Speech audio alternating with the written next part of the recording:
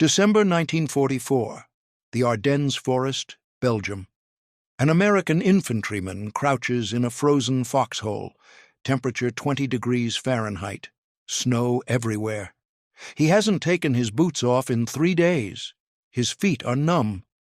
Not the kind of numb that goes away when you warm up, the kind that doesn't feel like anything anymore. He pulls off his boot. His sock is soaking wet, from the inside, not from snowmelt, from sweat that has nowhere to go. The moisture has been trapped against his skin for 72 hours. In freezing temperatures, ice crystals have formed in the fabric. His feet are pale, waxy, swollen. He can't feel his toes when he touches them. Trench foot, the beginning stages. If he's lucky, if it gets worse, it's frostbite, tissue death, amputation. 300 yards away, across the German lines, an enemy soldier sits in similar conditions. Same forest, same temperature, same snow, same 3 days without changing boots. But his feet are dry, warm enough.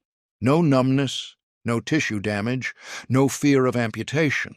Same war, same winter, same desperate conditions, completely different outcomes. The American soldier doesn't understand it. The Army issued him specialized winter boots, the M-1944 Shoepac, designed specifically for cold weather operations, made by United States Rubber Company and other manufacturers with decades of experience, tested, approved, standard issue for winter combat. So why are his feet freezing while the Germans aren't? The answer comes down to one fundamental detail, one critical design choice American engineers made when they created the Shoepac, a choice that seemed logical, seemed practical, seemed like good engineering until soldiers tried to survive winter combat in them. To understand how the United States Army failed its soldiers so catastrophically, we need to go back to 1942, to the Eastern Front, to a simple pair of boots that would keep German soldiers fighting through the worst winter of the war. Before the Shoepac froze thousands of American feet, before United States Rubber Company engineers drew their first blueprints, there was the Filzstiefel. The German Army invaded the Soviet Union in summer 1941 without specialized winter equipment. The catastrophic winter of 1941-42 taught them brutal lessons. Thousands of soldiers suffered frostbite. Units lost combat effectiveness not from Soviet attacks, but from cold weather injuries. The Wehrmacht needed solutions, fast. German engineers studied what worked. They examined the Soviet Valenki, traditional Russian felt boots that had kept peasants warm for generations. They adapted the concept for military use. The result was the Filzstiefel, the felt boot. The first Filzstiefel appeared around December 1942, issued primarily to troops on the Eastern Front. The design was straightforward, thick felted wool throughout most of the boot, with leather reinforcement at the base and sole. Gray-white or brown in appearance, simple in construction, functional above all else. The German approach was direct. Wool breathes. Wool insulates even when damp. Wool wicks moisture away from skin. Wool has been keeping feet warm for thousands of years, so build most of the boot from wool felt, reinforce where necessary with leather. Each Filzstiefel combined compressed wool felt for the upper portions with leather for structural support, thick enough to provide serious insulation, dense enough to hold shape, flexible enough to allow natural foot movement. A leather strap with buckle at the top allowed adjustment. The German military issued them as standard winter equipment for Eastern Front operations. Not everywhere. These were specialized boots for extreme cold theaters. Not for the Western Front initially, not for Africa, but for the frozen expanses of Russia, they became essential issue for infantry, armor crews, artillery teams, anyone operating in winter conditions. The performance was remarkable in those conditions. Soldiers could wear the Filzstiefel for days in sub-zero temperatures. The felt structure allowed moisture vapor from sweat to escape continuously. Air circulated, feet stayed relatively dry from the inside. The wool insulation worked even in extreme cold, 15 below 0 Fahrenheit, 20 below, 30 below during the brutal Russian winters. The felt maintained its insulating properties. More importantly, the boots worked during actual combat operations, long marches through snow, hours standing guard in frozen positions, days without the ability to change socks or dry wet boots. The Filzstiefel kept performing. German soldiers on the Eastern Front came to depend on them during the winters of 1942 through 1945. Wehrmacht troops fighting in the Arctic regions of Northern Europe trusted them. Mountain units operating in winter conditions relied on them. The system had clear limitations. The felt could become saturated with water if soldiers had to wade through deep streams. The boots weren't designed for wet, muddy conditions. They were winter equipment for snow and dry cold. The felt leather construction meant they weren't as durable as standard marching boots. But in snow, in dry cold, in the conditions where frostbite was the primary threat, they worked effectively. The key was that material choice. Wool felt for the upper boot, minimal barriers to moisture vapor, breathability throughout most of the structure, just permeable, insulating wool that had evolved over centuries as an effective cold-weather material. American intelligence officers knew about the Filzstiefel. They'd captured samples, they'd examined them in detail, they'd studied reports from various theaters. They understood that German troops on the Eastern Front suffered fewer cold weather injuries than the extreme conditions would suggest. The evidence was available. The German approach, thick wool, felt construction prioritizing breathability, prevented cold weather foot injuries effectively in extreme cold. So, what did America do? The United States Army Quartermaster Corps looked at the problem of winter warfare. They understood the threat. Soldiers fighting in cold climates, extended operations in snow, the need to prevent frostbite and trench foot casualties that had plagued World War I. They knew specialized winter footwear was essential, something warmer than standard leather service boots, something designed specifically for cold weather operations. The Army contracted with United States Rubber Company, Goodyear, and other manufacturers to develop a solution. The result was the M-1944 Shoepac. Development began in the early 1940s. Mass production ramped up through 1944. American engineers approached the problem with confidence. They would build something better than existing designs, more practical, more durable, more versatile, more suited to American logistics and manufacturing. The Shoepac embodied that philosophy. The design used a combination approach: rubber lower section for waterproofing, leather upper section for durability and support, removable felt insoles for insulation. On paper, it looked intelligent. The rubber bottom would keep water out. Soldiers could wade through streams, march through slush, operate in wet snow. The rubber would provide a waterproof barrier. The leather upper offered traditional boot support and structure, familiar to soldiers, easy to manufacture using existing leather-working infrastructure. It reached about 12 inches up the leg. The felt insoles provided the insulation. Thick wool felt inserts that could be removed for drying, replaceable if damaged, seemed like the best of all approaches. Soldiers were issued with extra insoles to rotate. The boot could handle various conditions, not just dry cold like the German Filzstiefel, but wet conditions too. Water crossings, slush, spring thaw. The rubber bottom would protect against moisture from outside. In testing at moderate temperatures, the Shoepac performed adequately. In demonstrations for procurement officers, it looked functional. In factory quality control, it met specifications.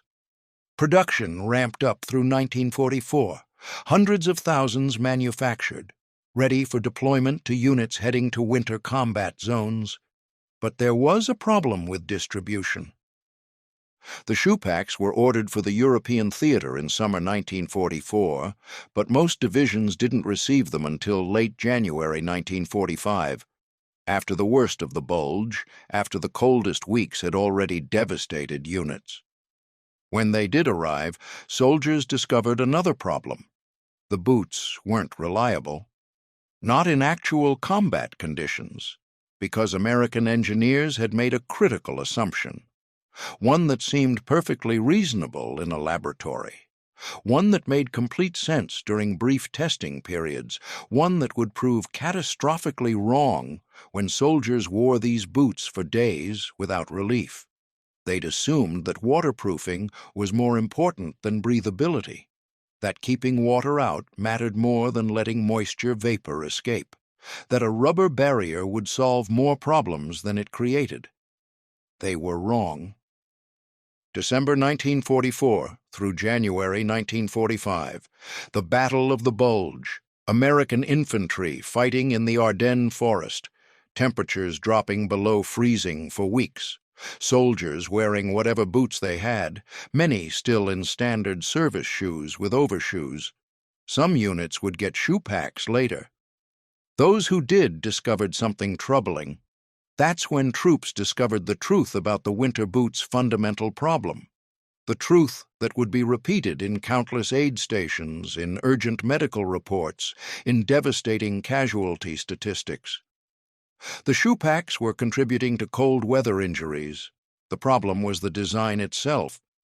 That rubber lower section that seemed so practical. It created an impermeable barrier, not just to water coming in, to moisture vapor trying to escape. Soldiers march, they fight, they move, their feet sweat. That's unavoidable. The human body produces moisture constantly. In winter gear, with insulated boots, feet sweat significantly. In the German Filzstiefel, that moisture vapor passed through the wool felt structure in the upper boot and escaped. Feet stayed relatively dry. In the American Shoepac, that moisture hit the rubber barrier and stopped, trapped inside the boot, against the felt insole, against the soldier's socks, against his skin. The moisture accumulated throughout the day. Socks became damp, then wet. The felt insole absorbed the moisture, but the rubber bottom wouldn't let it escape. The water had nowhere to go except to accumulate against the foot. As temperature dropped at night, that trapped moisture could freeze. Ice formed in the felt insole in extreme cold, ice crystals in the socks. The soldiers' feet were pressed against frozen, damp material, pressed against fabric drawing heat away through thermal conduction. The cold penetrated rapidly. Feet that had been warm during the day became dangerously cold at night. Soldiers woke with numb toes, pale skin, early signs of frostbite or trench foot. But here's what made it worse. Soldiers couldn't dry their boots easily. In combat conditions, you don't always have access to fires. You can't always hang boots to dry overnight. You certainly can't carry multiple spare boots for rotation during active combat. So soldiers put the same damp boots back on the next morning. Marched in them all day, feet sweating again. More moisture trapped. The cycle repeated, day after day. The boots never fully dried. They only got wetter. The removable felt insole, designed as an advantage, became part of the problem in practice. Yes, you could theoretically remove it to dry. But dry it where? How? With what heat source? In sub-freezing temperatures during active combat with limited opportunities to establish warming fires. The insole often stayed wet. Some soldiers tried removing it entirely, thinking that would help. But then they had no insulation, just rubber and leather. Their feet froze faster. Others tried to rotate insoles, but in the chaos of winter combat, even simple sock changes became difficult. The casualties mounted, not from enemy action, from cold weather injuries exacerbated by inadequate footwear. Medical officers reported unprecedented rates of trench foot and frostbite. The winter of 1944-1945 became known for its cold weather injury epidemic. Across the European theater, between 46,000 and 71,000 soldiers suffered cold weather injuries, the equivalent of nearly 5 infantry divisions evacuated. More than 15,000 cold injuries occurred during the Battle of the Bulge alone. Soldiers who'd been fighting effectively suddenly couldn't walk. Feet too damaged. Tissue death. Swelling. Infection. Emergency evacuations to field hospitals. Some companies reported 20 to 30% of their strength evacuated for cold weather injuries during the worst weeks. Not from German attacks, largely from inadequate preparation for the severe conditions. Field commanders sent urgent reports up the chain. Company officers documented the crisis. Battalion surgeons filed detailed medical assessments. The pattern was undeniable across multiple divisions. The problem wasn't limited to shoepacs. Many units didn't have them yet, and were suffering in standard service shoes with overshoes. But when shoepacs did arrive, they didn't solve the problem as hoped. Meanwhile, captured German prisoners from the Eastern Front showed remarkably healthy feet despite months of fighting in identical or worse weather. American intelligence officers asked harder questions. They examined captured Filzstiefel more carefully. They interviewed German prisoners about their winter equipment. They studied the casualty differentials between Eastern and Western Front German units. A clearer picture emerged. German soldiers with proper winter equipment, including Filzstiefel on the Eastern Front, were surviving winter combat with healthier feet. American soldiers were suffering massive cold weather injury rates. The conditions were comparable. The equipment was different. The difference was visible in the design philosophy. When you examined a Filzstiefel, you found wool felt through most of the upper boot, breathable, permeable to moisture vapor. Leather only for structural support at the base, minimal barriers. When you examined a shoepac, you found that rubber covering the entire lower section, that impermeable barrier, that moisture trap extending up several inches. Army investigators conducted field studies. They measured moisture accumulation in boots under combat conditions. They documented the temperature cycles. They confirmed what soldiers knew from experience.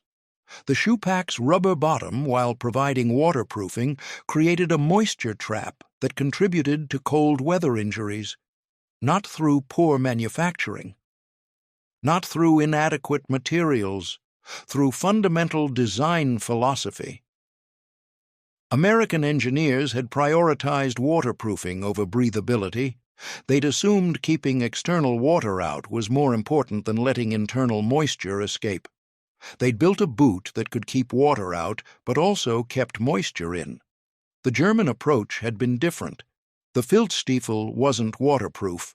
It would soak through if you waded in water, but in snow, in dry, cold conditions where frostbite was the threat, it kept feet drier from the inside. That's what actually mattered in those specific conditions. The cost accumulated in devastating human terms. Tens of thousands of American soldiers evacuated for cold weather injuries throughout the winter. Men who'd survived German bullets couldn't survive the combination of severe weather and inadequate equipment. Hospital units overflowed with frostbite and trench foot cases. Surgeons performed amputations, toes, feet. Some soldiers lost portions of both feet, crippled for life. Not by enemy action, by preventable cold weather injuries. The casualty rates shocked commanders. Some units lost more men to frostbite and trench foot than to combat during the worst weeks of winter 1944-1945. Combat strength depleted without a shot being fired. Individual soldiers experienced the nightmare personally. You're an infantryman. You've survived months of combat. You've been shot at, shelled, attacked. You've watched friends die. You've endured everything the Germans threw at you, and then your feet start going numb, not from a wound, from the cold. You can't feel your toes. The numbness spreads. You know what's happening. You've seen other guys evacuated. You know where this leads. You pull off your boot. Your sock is frozen or soaking wet. You have to peel it away carefully. Your skin is white, waxy, dead tissue. You're going to lose toes, maybe more. And it's not from the enemy. It's from the environment and equipment that couldn't protect you adequately. That was the reality for thousands of American soldiers in winter 1944-1945. Equipment that was supposed to protect them often proved inadequate. Technology that looked advanced on paper was showing critical flaws in extreme field conditions. Engineering that prioritized the wrong variables was destroying lives. Some units tried desperate field modifications when they did receive Shoepacs. Soldiers punched holes in the rubber bottoms, hoping to create drainage. It didn't work. It just let water in without solving the vapor barrier problem. Others tried wearing the boots without the felt insoles. That just made their feet freeze faster. A few soldiers who captured German Filzstiefel kept them, wore them instead of their issued equipment. Those soldiers noticed immediate improvement: drier feet, warmer feet, less numbness. The difference was dramatic and obvious, but these were rare exceptions. Most soldiers had no choice. They wore what they were issued or improvised as best they could. They suffered the consequences. They became statistics in casualty reports: cold weather injuries, non-battle casualties, percentages in after-action reports. The Army eventually responded. Emergency modifications to boot design, new models developed, different materials tested, better distribution procedures implemented. By late winter and spring 1945, improved designs and better cold weather discipline were beginning to reach units. But for the soldiers who fought through December 1944 and January 1945, through the worst of the bulge, through the coldest weeks of one of the harshest winters on record, the help came too late. They'd already paid the price. The lesson took months to fully understand. Army investigators studied the problem systematically. Engineers analyzed the moisture dynamics. Medical officers documented the pathology. The General Board examined the cold injury epidemic in detail. The conclusion was clear. The Shoepac had been designed with waterproofing as the priority. That was less important than breathability in dry winter combat conditions. The rubber barrier that seemed like an advantage was actually a fundamental flaw in those specific conditions. The German Filzstiefel worked in extreme cold because it minimized barriers in the upper boot. Wool felt construction, breathable throughout most of the boot. Moisture vapor escaped continuously through the felt. Feet stayed drier from the inside. That's what prevented frostbite in dry, cold conditions. The American Shoepac trapped moisture because the rubber extended too far up.